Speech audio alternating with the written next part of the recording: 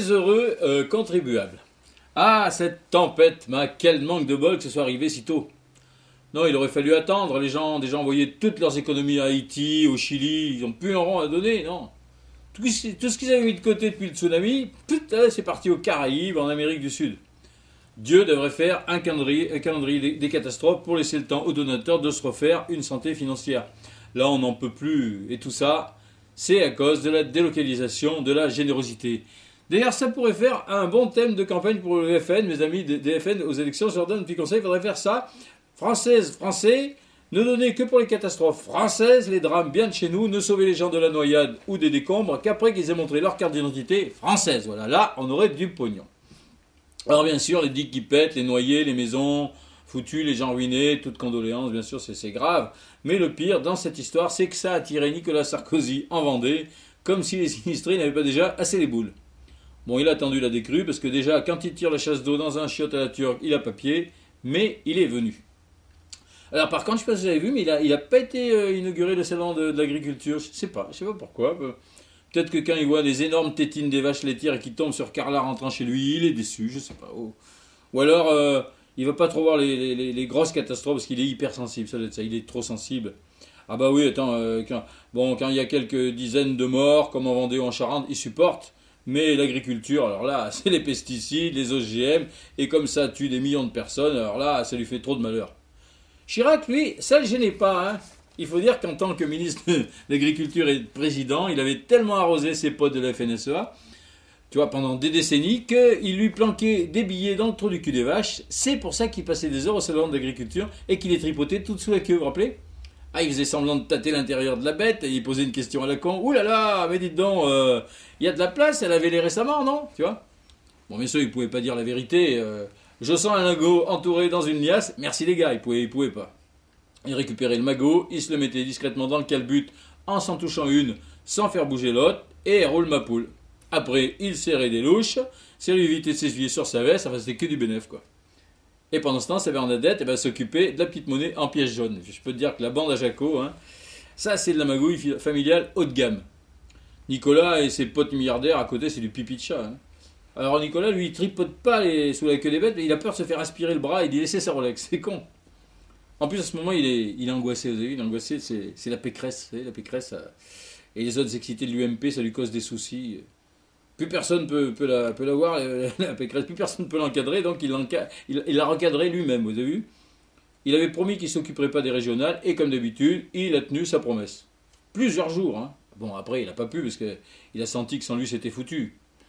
Avec lui aussi, c'est foutu, mais il ne peut pas s'en empêcher, il faut qu'il ramène sa fraise. Il faut dire que sa tête de liste d'Île-de-France, elle se conduit un peu comme une truffe. Là. Vous avez vu, elle traite Jean-Paul Huchon de misogyne parce qu'il l'appelle la blonde, et elle laisse dire des propos limite racistes à ses colistiers contre Ali Soumaré. Enfin bon, l'UMP a vu que Georges Frêche était donné gagnant en disant que Fabius avait une tronche pas très catholique. Alors ils ont voulu copier en prétendant qu'Ali n'avait pas un casier très blanc. Voilà, mais ça n'a pas marché. L'affaire est si peu claire que même Fadela Amara trouve qu'elle pue. Bon alors, pour nous faire oublier ça, Nicolas, il va faire dans tous les sens.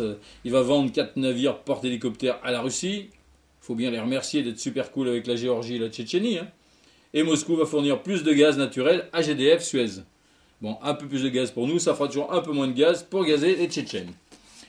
Ah grand seigneur, Nicolas, il a reçu le pion de Poutine, là, Medvedev, plutôt que de le faire recevoir par Fillon, son pion à lui.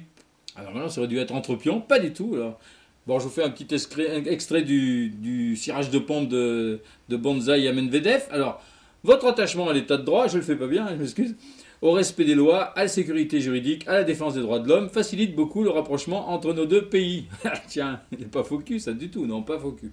Ah non, mais c'est vrai, d'ailleurs, France-Russie, c'est à peu près le même combat pour les droits de l'homme et la sécurité juridique, il n'y a qu'à demander à Eva Joly. Alors après, Nicolas, il allait voir les fonctionnaires à la mairie de Laon, et il leur a demandé d'être fiers d'être fonctionnaires. Ça, c'est bien. Ça. Ils sont plus que 3-4, ils peuvent être fiers. Alors quand il a dit, hier, j'étais dans 2 départements martyrisés par la tempête, et vas-y que je recycle, je peux vous dire qu'en Vendée et en Charente-Maritime, ils comprennent ce que ça veut dire des services publics disponibles quand il y a un problème. Eh ben tiens, récupère. Il a oublié de rajouter, comme un fonctionnaire sur 2 qui part à la retraite ne sera pas remplacé à la prochaine grande marée, promenez-vous plutôt seul et pas en couple au bord de la mer parce qu'on ne pourra pas sauver les deux. Et non. Il aurait pu leur dire aussi, si vous avez, par exemple, pris froid, évitez le Rinadvil, j'ai noté. C'est un médicament contre le rhume et il fait partie des 200 qui seront bientôt moins remboursés au lieu des 110 prévus. Tant que vous y êtes, évitez aussi l'Ipsen contre les troubles de la mémoire chez les personnes âgées. En même temps, c'est aussi bien que les vieux ne se souviennent plus qu'ils ont voté contre leur intérêt, hein, c'est pas mal. La RT contre l'arthrose, tant pis s'ils ne peuvent plus marcher jusqu'aux urnes. Et le Zovirax, alors ça c'est une crème contre l'herpès, alors bon, comme il nous fout les boules de plus en plus et beaucoup de boutons, ça va nous manquer. Bref, tous ces médicaments seront plus remboursés à 15% seulement parce que la France a besoin de sous. Et voilà. Et pendant ce temps-là, le maire PS de Villeurbanne demande que l'État le dédommage des frais engagés pour la vaccination contre la grippe H1N1, le salaud. Ah ben il lui doit encore 80 000 euros sur 96 000. Je vous jure, si toutes les villes s'y mettent, Roselyne va devoir retourner faire du porte-à-porte pour les labos. Ah, la France, grosse malheur. Maintenant, il vaut mieux être riche et malade que pauvre et en bonne santé. Toutes ces bêtises et bien d'autres sont sur schrazland.com. À la semaine prochaine, il y en aura d'autres.